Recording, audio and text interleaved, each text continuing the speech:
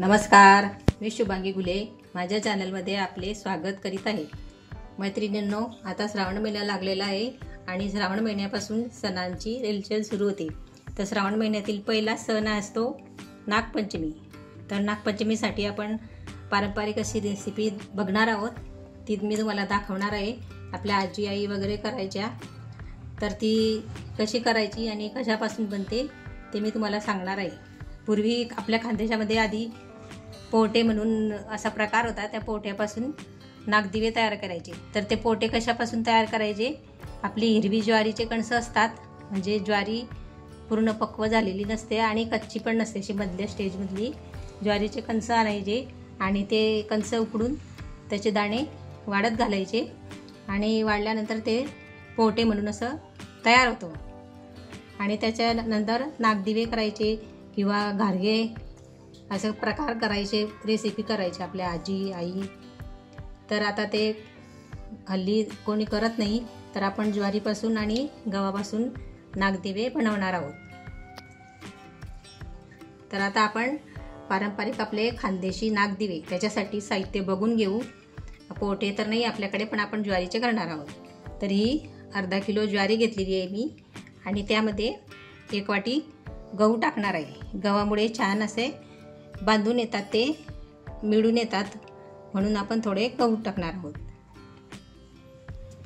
तर आपण आता ही ज्वारी आणि गहू कढईमध्ये मंद असे कलर चेंज होईपर्यंत भाजून घेऊ आणि भाजून त्याचं जाडसर असं पीठ दळून आणू।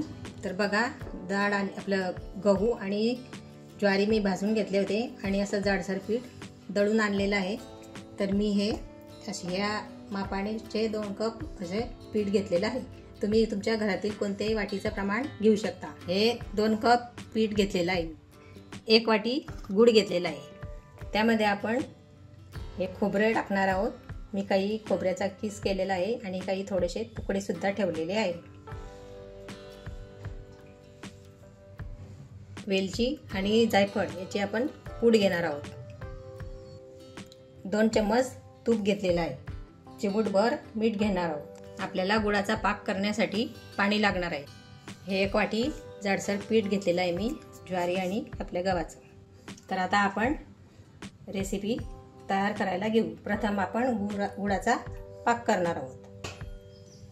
बघा, आपण गॅस चालू केलेला आहे आणि 1 वाटी गूळ घेतलेला आहे मी। त्यामध्ये आपण 1 वाटी पाणी टाकणार आहोत। 1 वाटी गुळाला 1 वाटी पाणी। तर याचा आपण पाक करून घेणार आहोत। पाक म्हणजे गुळ विरघळून घेणार आहोत।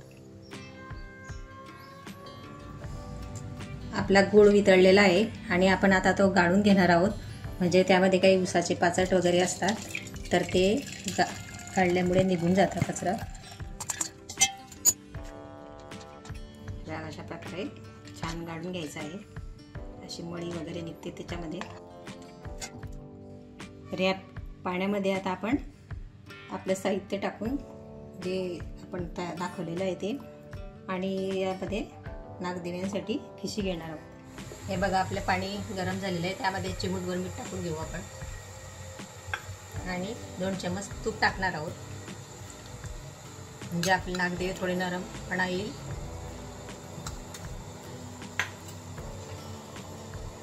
आता त्यामध्ये मीठ टाकणार आहोत।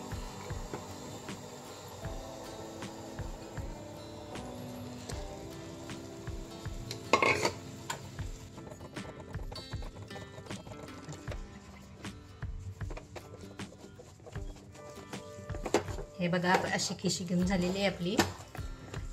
आता यावर आपण झाकण ठेवणार आहोत आणि 5 मिनिट छान वाफ येऊ देऊ।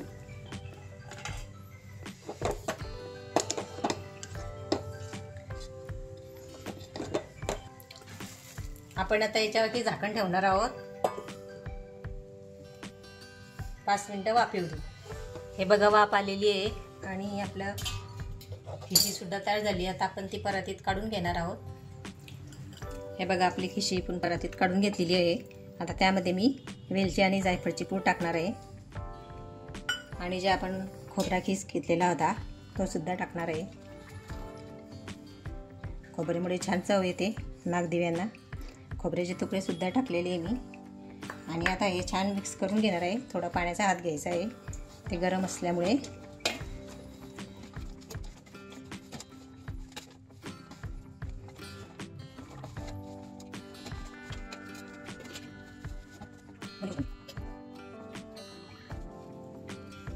हे बघा आपलं पीठ मळून झालेलं आहे छान.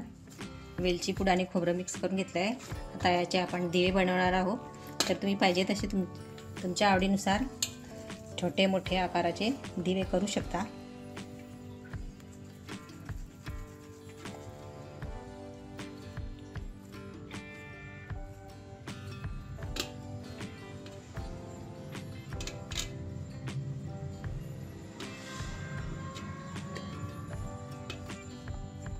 असे दिवे बनवून घ्यायचे आहे.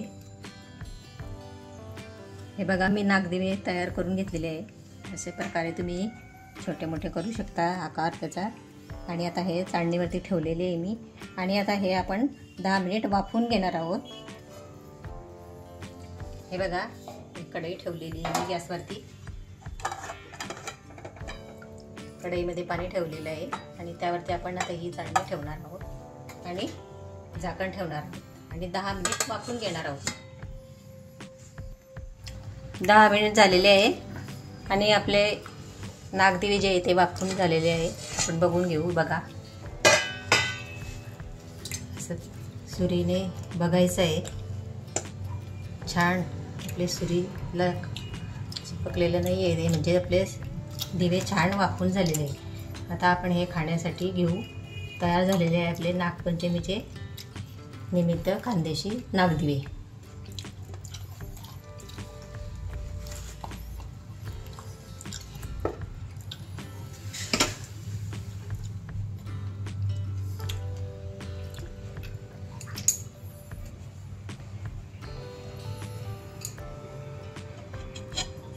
हे बघा तयार झालेले आहे आपले खानदेशी नागपंचमी निमित्त खानदेशी नागदिवे.